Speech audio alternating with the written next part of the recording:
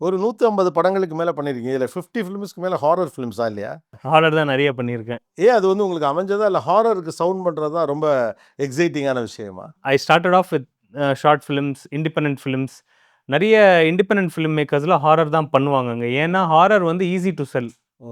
So ஒரு independent film maker எங்ககிட்ட ஒரு $1 மில்லியன் இருக்கு. ஒரு இண்டிபெண்டன்ட்டா இப்போ அங்கேயும் வந்து இப்போ ஸ்டூடியோ சிஸ்டம் இருக்கு. வார்னர் பிரதர்ஸ், பேரமவுண்ட் அந்த மாரி ஸ்டூடியோ இல்லாம ஒரு இண்டியா ஒரு படம் பண்ணணும்னா, நெறைய பேர் ஏன் ஹாரர் பிரிஃபர் பண்ணுவாங்கன்னா, it's much cheaper to shoot.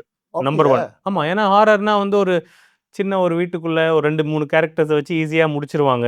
இப்பல்லாம் நம்ம படத்தெல்லாம் பேயவே கலாய்க்கிறாங்க. ஆமா, அந்த ஆமா. ட்ரெண்டுக்கு போயிட்டோம் இப்போ. அ அண்ட் ஹாரர் வந்து ஏன் யூனிவர்சல்னா, இப்போ வந்து ஒரு பேய் வந்து நிக்குதுன்னா, doesn't matter whether you are Indian, Chinese, American, யாரா இருந்தாலும் பயந்துருவாங்க அது.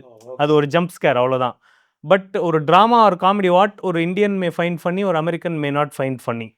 ஸோ அதெல்லாம் மோர் ரீஜன் ஸ்பெசிஃபிக் அது. வேறஸ் ஹாரர் வந்து அப்படி கிடையாது. ஹாரர் அண்ட் ஆக்ஷன் வந்து 2மே யூனிவர்சல் அது. ஆக்ஷன் வந்து it's much more expensive to make. Horror வந்து இட்ஸ் மச் சீப்பர். ஸோ அதனால நெறைய இண்டிபெண்டன்ட் ஃபில்ம் மேக்கர்ஸ் வந்து ஹாரர் தான் பண்றாங்க. நான் ஸ்டார்ட் பண்ண டைம்ல கரெக்ட்டா அந்த நெறைய independent film makers sound design தேடும்போது, அங்கங்கன்னு தேடி எனக்கு வந்துச்சு. ஒரு 1 ஆர் 2 ஃபிலிம்ஸ் பண்ணேன். அவங்களுக்கு என்னோட வொர்க் புடிச்சிருந்துச்சு. ஸோ அவங்க வந்து என்ன எல்லாருக்கும் ரெக்கமெண்ட் பண்ண ஆரம்பிச்சாங்க. ஸோ அப்படியே எல்லா ஹாரர் ஃபிலிமும் எனக்கு வர ஆரம்பிச்சுருச்சு. அது okay. I also enjoy it a lot.